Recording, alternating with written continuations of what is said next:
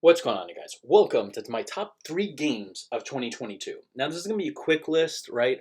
I'm going to kind of dive into the games that really made a profound impact in 2022, at least in my eyes. Games that are innovative, that kind of shake things up, and kind of made me go, wow. All right, let's start off the number three spot with Strategic Command American Civil War.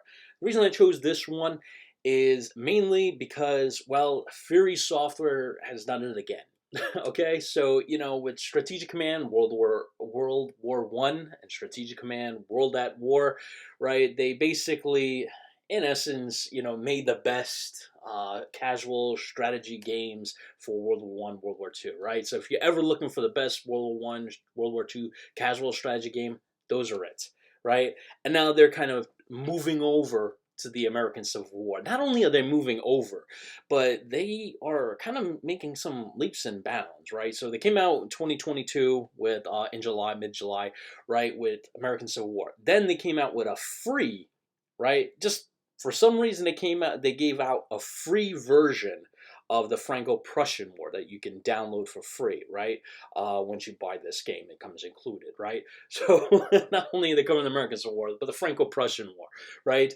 And they come with their revolutionary, event system. Now, this is the event system that's reason why World War I and World War II games are so amazing, right? They change the way these games are played, right? It creates a what if kind of system, do you have the Franz Ferdinand go down the other street instead of him being shot, things like that, right? Or do you concentrate on going to Paris, or do you concentrate on routing the French army, things like that, that you can branch off the historical route and kind of do your own thing, so I really love that about the World War I, World War II ones. And now they're bringing that to the American Civil War, which, it adds a lot more flavor to the American Civil War, right? Because there are so many different ways the conflict can play out when you have all these different events that pop up. Do you keep the Confederates diplomats, right? And England goes to war with you. It branches things off, and I really appreciate that system being brought to the American Civil War. So for that, I gave it to the third spot. And then not only that, but I believe, is it before the year was over? Well, I'll have to save this for next year. But they came out with a DLC. The first time they came out with a DLC for any of their games, it's for the American Civil War.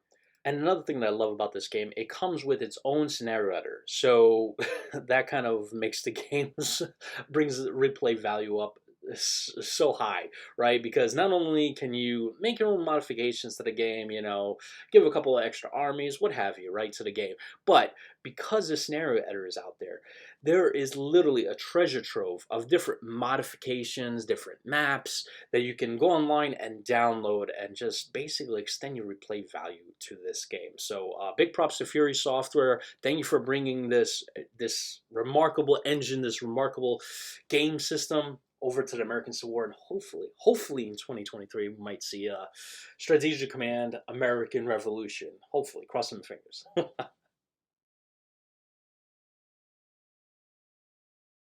Is Attack at Dawn, North Africa. So I chose this game because where to start? There's so many good things and so many innovative things about this game that I really enjoyed. First, the combat's great.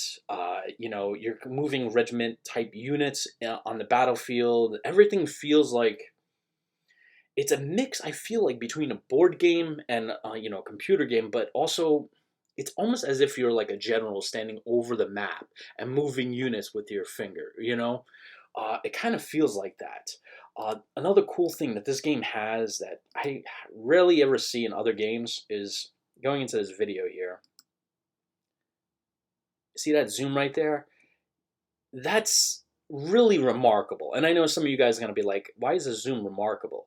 Well, honestly, to get that like incredibly smooth zoom, I only seen it in a few places, right? You've seen it in like Google Maps or Apple Maps where you have the top level developers in the world, right? Making sure that graphics that go from like space all the way down to a street is smooth as silk, right? And for, a single small developer, right, to do something like that is quite remarkable. Other cool things I really like about this game, and we can dive into the description here. As you can see, you have aircraft that move around. You also have like, it has a nice campaign that goes through it. I believe it also has a scenario editor. Correct me if I'm wrong. I believe that was one of the things they planned to add. But in either case, I really enjoyed this game. It really kind of shaped things up. It's very different from any other game that I've played. Right? It doesn't follow the same old format of the same old that so many developers kind of do, where it's like, all right, well, we every other developer does this. We'll do something like this and maybe tweak it a little bit. No, this developer said, look, I have a vision. I'm going to implement a new type of gameplay, a different type of way of playing the game, playing games. And he definitely achieved that, because this game feels very different from every other game, and in a good way. And I believe it's only $30, so I highly recommend this game if you haven't bought it. This is by far the best campaign of North Africa, best World War II North Africa campaign game you could ever buy. I don't know any other game that can kind of match it. So if you're looking for something like that, this is where you're at. Okay, now to top off the chart, the top game of 2022, Distant Worlds 2. So I chose this game because this is the best, I have to say, the best 4X strategy game that's, I think, ever been made. And that's high praise, because there's a whole universe in this game. And the stuff that this game brings, right? So we talked earlier with that beautiful Google Zoom, the Apple Zoom that you get with Attack at Dawn, right? You have that with this game. But instead of, from, a map perspective of, overlooking a geographical area and then zooming down to, where you saw the hex, this one, you look from a galactic perspective all the way down to a planet, right? To individual parts of the planet, right? And that beautiful zoom is incorporated into here. But there's so many other things. I mean, you're looking at a whole galaxy, like literally a whole galaxy, right? Of stars, right? Planets, moons, asteroids. I mean, that you can colonize and develop your ships on, and grow your economy. I mean, this is next level, just mind blowing. What can I do?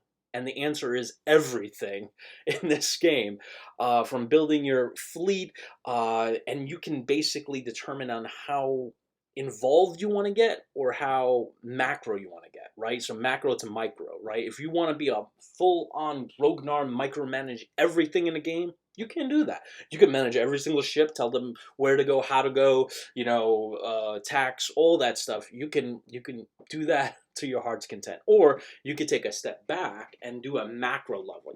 Let the AI handle the economy. You want to focus on the military, but not too focused on the military. You want to handle the fleets. You don't want to handle the refueling. This game allows you to do all that, right? It puts all the options in your court. You decide all that. And besides all those capabilities, the graphics, as you can see on this screenshot, the graphics on this game are just incredible. As you can see here, right, on the far side of the planet, all these lights, right? But then this transition over to the, where the sun is hitting, and you can see the transition. I mean, it's just incredible. Like, the level of detail that they put in this game is just remarkable, from the capabilities of the engine, of all the different things you can do, from building a colony, from building a space station, from building all these things, right, to the graphics and the particular details of each planet and moon and ship. And it's just wow. I know they spent years and years developing this game, and it shows. But honestly, when I play this game, I start thinking, I'm like, it's hard not to believe that a AAA studio with hundreds and hundreds of people didn't do this, right? Because in my head, it's like the only way you can get a game this sophisticated and this just gorgeous is to have a AAA studio with hundreds of developers, programmers, artists, all that to develop this game. Nope. Nope. Small team, and that's what you got. And I just, I can't believe it. It's one of those games that, it's $50. For $50, you're getting thousands, minimum of thousands of hours of game value. You're going to put in thousands and thousands, if not tens of thousands of hours of gameplay into this game. And it's a lot. As you can see, huge galaxies with 2,000 star systems. Count 2,000 star systems, right? Times how many planets each? Probably around 6 or 7, right? So 7 times 2, it's 14,000 planets, approximately, right? And then, with each planet, you come with like 2 or 3 moons. So, you're getting up there. And then think about it. You could put a space station or build a military shipyard and all these things. It's just, the numbers get very big very fast. You also get a built-in game editor, which is, it's something that Slitherine and their developers always do, which is highly, highly appreciative. I really appreciate that they do this because not only are you getting these thousands of hours of gameplay and this incredible value for the game, but now you can, after, let's say, 10,000 hours of gaming, right? You can go in there and start fiddling with the game editor and, maybe, I don't know, make it a Star Trek version of the game, it's amazing. It really is amazing. So if you're looking for the best space strategy game, ever made, I would have to say it's this. And when I said earlier, the best 4X strategy game, I wasn't misquoting. I have to say, this beats Civilization. This beats pretty much any other 4X strategy game I can think of, right? The only one that kind of, that tops it, at least for me, is Star Trek Birth of the Federation, and that's because, I always wanted a 4X Star Trek strategy game. That's the only reason that one still remains above, and that's because I'm partial to Star Trek. But this beats out everything else. I can't think of any other game that is on my list that I always say, all right, I want the best strategy game experience, and then boom, this pops up automatically. Just as you can see, all this level, I can't say enough good things about this game. Yeah, if you another thing that I wanted to put out here is, and this reminds me. So let's say, for example, right, you're at war with this and you're bringing in a fleet, right? You could do something very remarkable in this game. So you can have a fleet, part of your fleet, zoom in or warp in from this part, and then have another part of the fleet warp in from this side, and then basically surround this fleet. You can do that. You can be that tactical in this game. And when I see stuff like that happening, my mind goes like, wow. You have the strategic level like nailed in, and now the tactical element comes in. You're like, wow. Like I said, best space strategy game. I don't know why people are putting mixed here. I have nothing but just wow for this game. But yeah, I mean, this is something that lives on top of my list.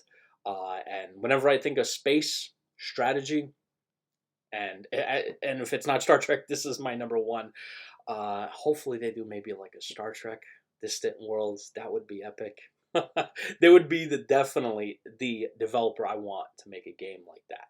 All right. Hopefully you guys enjoy this. Catch you in the next one. See you then.